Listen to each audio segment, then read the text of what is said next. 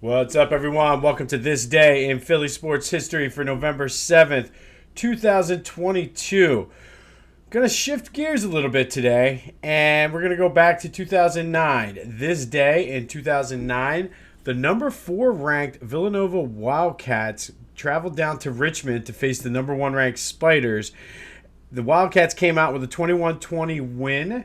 And what that did was kind of propelled them and gave them a little bit of momentum heading into the, FBS or Division One Double A. It gets confusing with the lower tiered teams, but whatever they were, One Double A, FBS, carried that momentum. They spent most of the season ranked number in the top 5 that season. They ended up being the Colonial Athletic Association co-champions for the regular season. They would go on after that Richmond game to win 6 more games in a row to win the FBS 1AA, 1A, whatever championship, beating Montana to bring home the school's first and only football championship.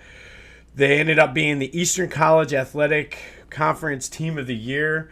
A lot of this stuff I didn't even know existed, to be completely honest. They won the Lambert Trophy for the best team in the East for the FBS. All of that to say, the Villanova Wildcats were their Division 1AA, or like I said, FBS, national champions. They beat the number 1 team on this day, November 7th, 2009, to kind of keep that momentum going. They did open the season with a win over my Temple Owls, which was very disheartening because if I remember, 2009 was Al Golden, and we were expecting them to take that next step, which ultimately they did later in that season, put it together, and they did make their first bowl game ever. But it was kind of disappointing to lose to Villanova to open the season when we had such high hopes. And I do feel, too, this, and I'll get more into this when we do the college basketball preview on Back to the Future. I do want to possibly bring on my Temple guy to talk a little bit about this, but I think this is around the time there was a shift in kind of the thinking around Temple football where they wanted to kind of pour that money into, the school wanted to pour the money into football.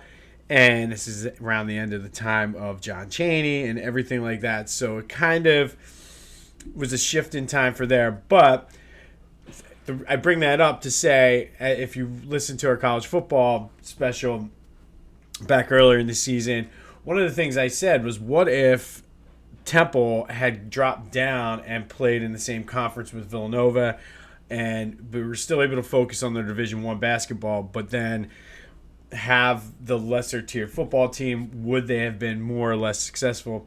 I don't know. But again, this is obviously, I'm a Temple guy. I can't give Villanova the full time we have here, so that's why I kind of had to take it off. But want to give them a shout out. 2009, they won the FBS National Championship. This day, they beat the number 1 ranked Richmond Spiders 21-20, propelled them. They had one hell of a year. So that's what happened this day in Philly sports history.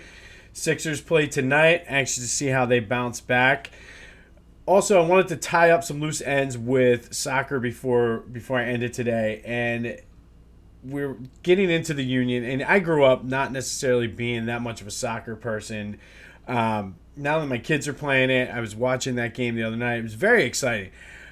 As a 22-year Eagles season ticket holder, I can honestly say it's hard work being a soccer fan. And I get that it was for the championship, but that crowd was nonstop for the entire game. I mean, you had guys, and I assumed that that's their job. Like, you had the guys that waved the flags. I figured they had to be the flag guys. You had the guys beating the drums. There was somebody leading the chants and the cheers and the songs. So just want to say kudos to soccer fans. You guys definitely, I know soccer is you have to be in pretty good shape to play soccer.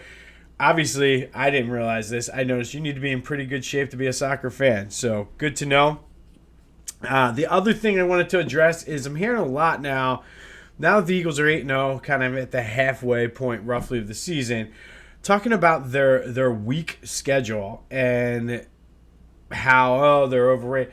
And and I know you can't keep everyone happy, but for me, you can only play who's in front of you.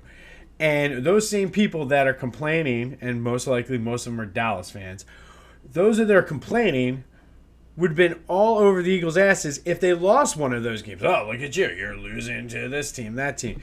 They have been doing what they needed to do. And that's what good teams do. They win and move on. Look what happened yesterday. The Jets lost to the Bills. The Lions beat the Packers. But let's talk about the Eagles' soft schedule. I mean, whatever. So I just wanted to bring that up. Like, you can only play who's on your schedule. Just a reminder that Back to the Future is coming later this week. It will be the college basketball preview as well as the World Series recap. This day in Philly sports history on November 7th, 2009, the Villanova Wildcats beat the Richmond Spiders 21-20. Go have yourself some Monday. And until next time, I'll see you when I see you.